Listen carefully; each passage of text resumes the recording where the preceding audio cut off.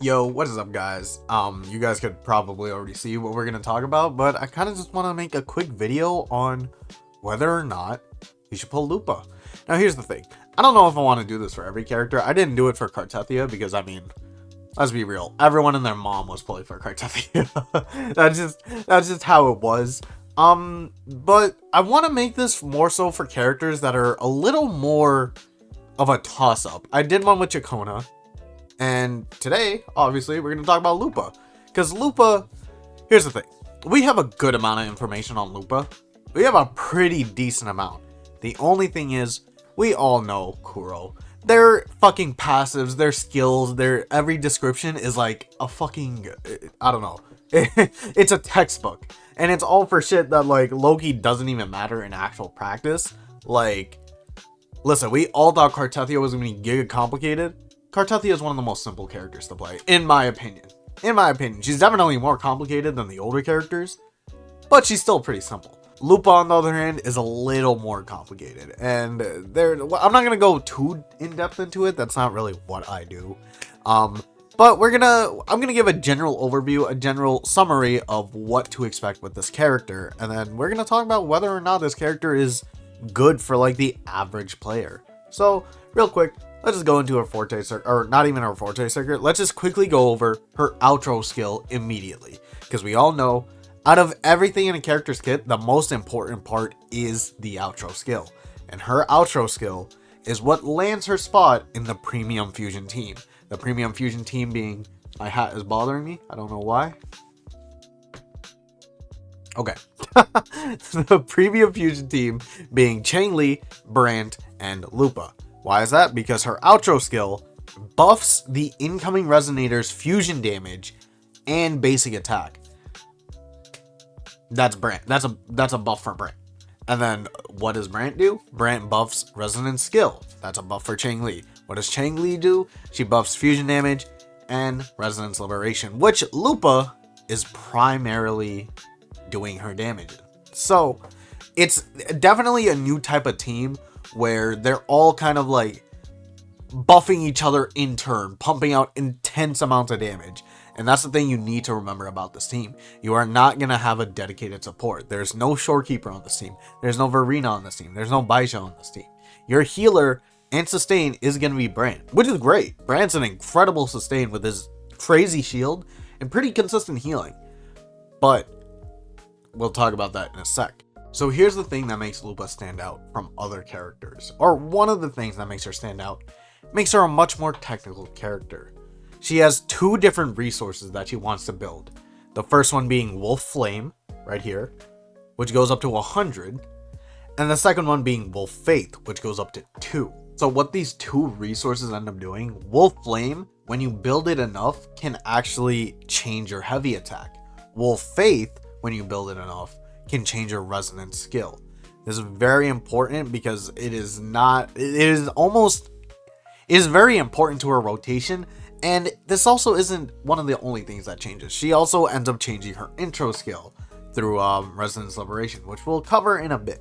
But essentially, doing different attacks will build up different parts of the bar, and then certain attacks will also consume it. So Wolf Flame, for example, you can build through just basically almost anything. You can kind of just like do whatever the fuck you want and it will build.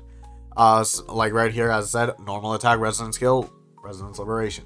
And then using the enhanced heavy attack through Wolf Flame costs 50, which doesn't refund. It does, obviously you don't refund it, but it does give you 1 point of Wolf Faith. When you have 2 stacks of Wolf Faith, your resonance skill changes.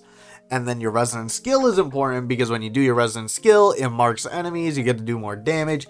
There's a whole lot. Her kit is pretty intense, all things considered. But again, that is stuff that, like, in wording, it's a little complex, but we have to see what it's like in practice. Until then, we just know that that's the key part of her mechanic. She has 2 resources. They do different things. They change out different parts of her kit. That's very important. Now, here's the thing. Her resonance liberation is so important because this is part of what allows her to fill in that spot for a healer. Again, she is not a replacement for a healer. What you need to understand about this team comp is that without the healer, you are missing out on a lot of buffs. But in return, you're supplying another source of damage. Here, I'll pull this up for an example. Let's say SK, Brant, and then C. Let's say these are the damage meters. So Shorekeeper, let's say that's like how much damage she's doing. Like this isn't obviously not like accurate to scale, whatever the fuck. But that's how much damage she's doing throughout the team. But in the meantime, her buffs are allowing Brant and Chang-Li to do that. That's the case in point, right? Now, if we look at the Lupa Brant Chang-Li team, let's just write LBC. Yeah. Lupa is probably going to be the main DPS. She's probably going to demand the most amount of field time because if I'm reading it correctly, she's probably going to have essentially like 2 parts throughout the entire rotation. So Lupa's damage is going to be like up here. Brant's going to be pretty decent. Probably like, okay, maybe not that much. Maybe like right there. Chang-Li is also going to be right there. So yes, they're doing less damage than Brant and Chang-Li would do with Shorekeeper's buffs, but the damage overall throughout the entire team is probably going to be higher. That's something you need to keep in mind. And part of that is because Lupa provides buffs, but in different parts. So obviously she has this buff, but her Resonance Liberation with Pack Hunt, a big part of her thing is Pack Hunt. It's a buff that applies to her entire team. The thing about Pack Hunt is that it gives 6% attack, and it also gives 10% fusion damage to Overlord and Calamity bosses. Let's be real, those are the only like mobs that we care about. We're not doing full-on rotations for like little baby mobs, right? This is important for the bosses. That's why it's like, yes, you could say it's a little restrictive, but like, what else are you doing a full rotation for? And if there are 3 fusion resonators on the team right here, it says the bonus increases by another 10%. So Brant essentially is getting 40% fusion damage bonus through the outro skill and this. On top of the whole entire team is getting 40%. Brant is also going to be buffing Chang-Li. Now, another thing that is so important. When the active resonator casts intro skill, Pack Hunt is enhanced, granting an additional 6% attack increase to all resonators in the team, up to a maximum of 18%. This is so important, because that means that by Chang-Li, you're getting 18% attack, on top of 40% fusion damage, on top of the skill damage that you're getting from Brant, and then when you rotate back to Lupa, it's the same thing, right? So, I'm like adjusting this hat all day. But when it reaches to Lupa, her intro skill changes, which is obviously probably going to do giga fucking damage, and you can only trigger it once. So, and then that's also when you enter match point state. Match point state allows you to do, I believe, normal attacks Retour. Thank you, Kuro Games. Normal attacks Retour 500% more Wolf Flame on hit, which then allows you to do your other attacks. That's what I mean by this character is going to have like 2 parts to the full rotation. The full rotation is going to be Lupa, Brant, Chang-Li. Full rotation is actually probably going to be like Lupa, Brant, Chang-Li, back to Lupa, and that's your rotation, right? So, there's a lot of buffs going on. It's not the same as like a dedicated support like Verena Shorekeeper, who are giving what, like 35%, and then Shorekeeper is giving like attack or crit buffs and crit damage buffs. It's insane, right? But I don't think that Lupa, this team is gonna fall behind in terms of speed if you play it well, and that's the big if. Here's the thing. To activate the full 18%, you have about, let's see, 35 seconds to go through your entire rotation. This team lives and dies on quick swapping. If you want the most efficient run, the most effective and like flawless run, you need to be quick swapping and animation canceling.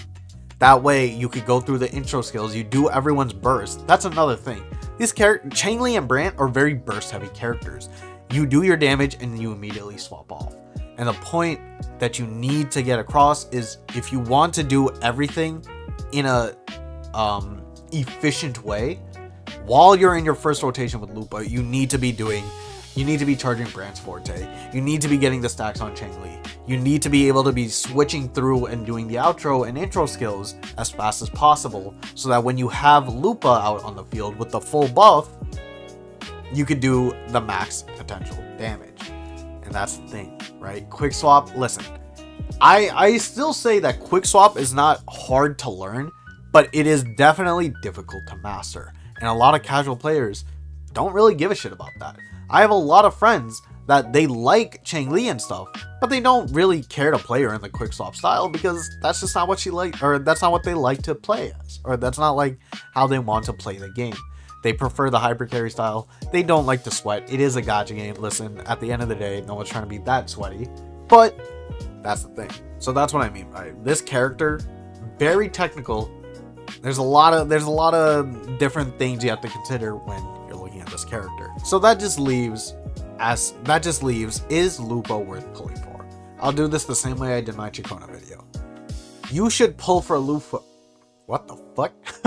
You should pull for Lupa if you have Changli or Brand, preferably both, but if not both, more importantly Changli. If you more importantly have Changli, then you should definitely pull Lupa. And then of course, if you have Brand as well, it's a no-brainer. The second reason, if you like the quick swap gameplay style, then definitely go for Lupa. Lupa will be promoting that with Brand and Changli, who are already your resident quick swappers. Then the third reason is if you need a fusion DPS. If you are in dire need of a fusion DPS, and you don't want to build anyone, and like you don't want to build a Chisha, then pull for Lupa. Lupa will still be strong even if you don't have the most synergistic team. Will some of her potential be lost? Definitely. But at the end of the day, there's not a single main DPS that has not been able to compete without their best in slot, except for maybe Zani. Zani without Phoebe or Spectral Rover kind of feels dead in the water, but Lupa does not have a design that hinges as importantly on another factor as Zani. Now these last two reasons, they're not as important, but they're definitely important factors, or they're definitely factors that could be important to certain people. For example, her weapon, I feel, is a generally strong weapon for anybody. For literally anybody. So her weapon, Wildfire Mark, increases attack by 12%. Performing intro skill or resonance liberation increases resonance liberation damage by 24% for 6 seconds. Then, dealing heavy attack damage extends this effect by up to 4 seconds, up to 1 time. Each successful extension gives 24% fusion damage bonus to all resonators in the team for 30 seconds. Barring that last part, I feel like this is a pretty decently strong weapon for a lot of characters. Or I feel like this effect isn't as restrictive as other weapons have tended to be. And I mean, for the couple of Calcharo players, this seems like the new best in slot for Calcharo players. So even if you don't want to pull for Lupa, I would highly recommend pulling for this weapon because this just seems like a generally strong weapon to have. And the final reason is Lupa's banner actually has some very strong 4-star units that you would want. If we look right here, this is Lupa's banner. It is featuring Sanhua, Taochi, and Chisha. Chisha, with enough investment, is a pretty strong fusion resonator. Taochi is an incredible buffer for Carlotta if you don't have Jeja.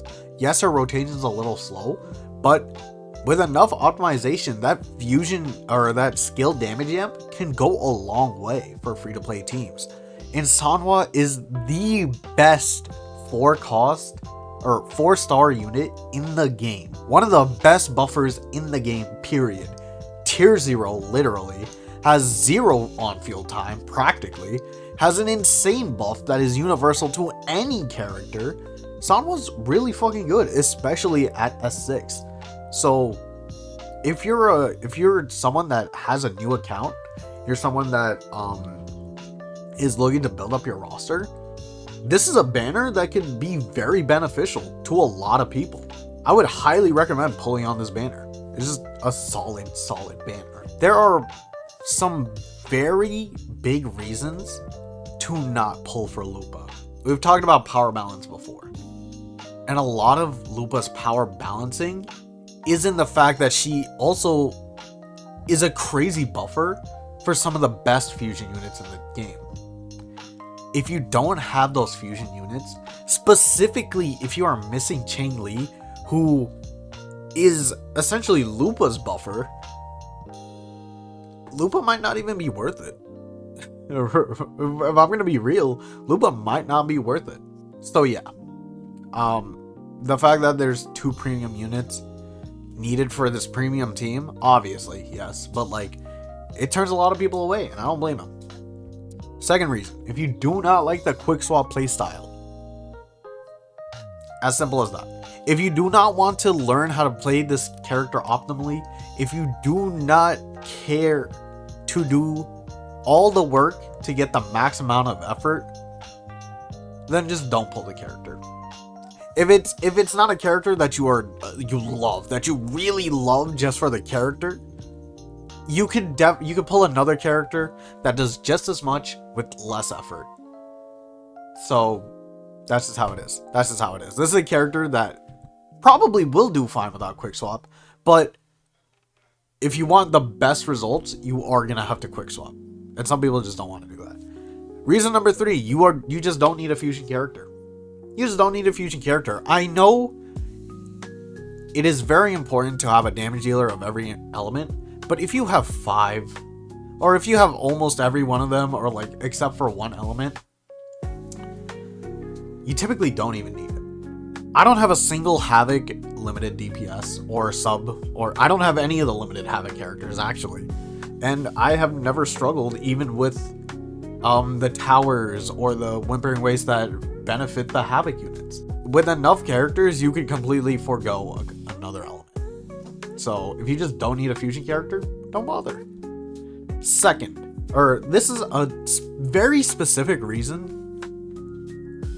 If you do have Brent and Chang-Li, but they are not built for consistency and you need Shorekeeper, this is more specifically towards Brent. Brent is a very special case because he's a character that needs a shit ton of ER. He needs so much ER. Like, that's just it. And because of how much ER he needs, your crit rate and crit damage might be a little less optimal than you would like it to be. The reason I could even go to this low crit rate while still getting results on Brand, I have a C2, or his S2. His S2 gives him 30% crit. The same way, Chang-Li's S2 also gives crit rate, which is why I could hover around these lower crit rate stats. But a lot of people don't have that, and a lot of people do rely on Shorekeeper to get more consistent results. So if your setup is in need of Shorekeeper to keep those results up, Lupa might not even be worth it. You might just do better with Brant, Chang-Li, and Shorekeeper. That is, it's a very specific detail, but I do think it's something that's important to talk about. So if that is your case, definitely reconsider pulling Lupa. Now, at the end of the day, I want to preface this always, and I will say this in every single video. If you like Lupa, if you just like the character, just pull the character. If you don't give a fuck about meta, if you just want to play with a character that you like, if you liked her in the story, if you like her design, if you just want to play as the character that you like, pull the character. Because I promise you, you'll probably clear the game anyway. There's not a single piece of content that is so hard to the point that you do not need these characters. Or that you need these characters. So yeah, that's my honest opinion. Overall, I don't think the average player should pull on Lupa, but again, this is up to you. This is up to what you think. And yeah, this is not meant to like deter players away from pulling Lupa. This is not meant to like advocate for her, even though I'm heavily biased. I love Lupa. I am literally gonna try and see S2 her. But yeah, other than that, I hope you guys enjoyed this video. Please let me know in the comments. Are you gonna pull for Lupa or are you not gonna pull for Lupa? Let me know why or why not. Or let me know if you're just trying to save for whatever character next. Do you want Frolova? Do you want Chi-Wan? Do you want I was about to say Malvika. Do you want Augusta? Ayuno? Who do you want? Let me know in the comments down below. And yeah, make sure to follow me on my socials, on my Twitch, on my Twitter. Find me in Discord. I feel like I'm pretty active. And yeah, make sure to hit that like and subscribe button. And I'll see you guys tomorrow. Where I'm probably going to be molding about Lupa. Peace.